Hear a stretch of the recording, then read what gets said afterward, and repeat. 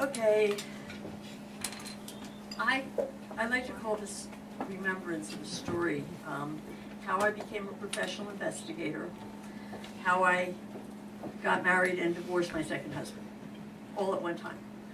I started my professional career as a young hippie chick with the long skirts and the long hair and the love beads, the whole thing. Kind of like what kids do today with piercings and the tattoos, but without as much commitment. It could change whenever we wanted to. And I became an art teacher because that's what I trained to do. I went right here at the University of the Arts, which was the Philadelphia College of Art, and that's what I wanted to do. And I started teaching at Camden High School.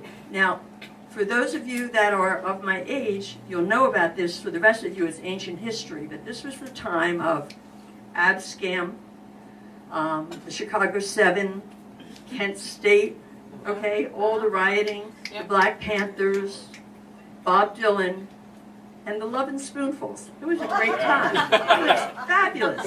I mean, it was a good time to be teaching. However, Camden High School, across the river in beautiful downtown Camden, New Jersey, was 90% black. And the teaching staff was 90% white. And something's got to give. And my first year was the year that it gave. And it gave really bad. One day, the equivalent of the Black Panthers, the Black People's Unity Movement, came into the school and took over the school. And somebody with guns went in, grabbed the microphone, made an announcement, and said, all the teachers to the library, all the students to the auditorium. Now, you don't mess with me, okay? I'm being paid to teach. Ain't no way I'm going to that library.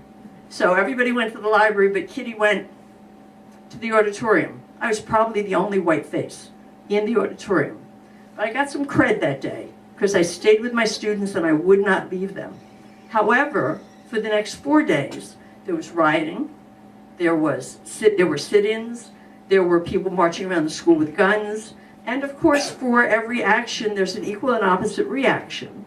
And so the SWAT team from the Camden Police Department decided they would come with their bigger guns and their bigger men, and they came into the school, and they won. They took over, which was sad because this was a time of understanding. It was a time of growing, and I was really connecting with my kids, and we were talking about black artists and the background of their history, and they were becoming people, and it was beautiful.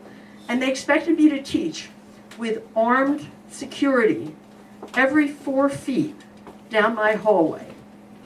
SWAT team members with helmets and vests and rifles, and it was frightening. It was terrible. So there I was standing in front of my classroom, trying to teach, waiting for my kids to come into class. And the lieutenant of the SWAT team comes walking down the hallway, saluting his men as he walks by. I mean, the epitome of the Gestapo. And he had the audacity to look at me and say, hey, little lady, anything I can do for you? And I got it. I got the undertone. I got the whole sexual vibe. I was really turned off. And I stood there, and at the top of my lungs, I said, yeah, you can get you and your fucking pigs out of my hallway. Yeah. And I felt good. I felt powerful. Okay, I married him.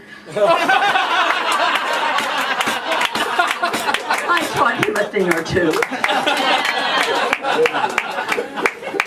But before I did that, I said, I don't date a pig. And so he left the police department. Now that's about as good as you can get, so I felt pretty good about that.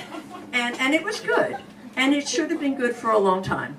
And it should have been a beautiful story, and we should have gone into the sunset together. But you know that charm that he turned on me that day?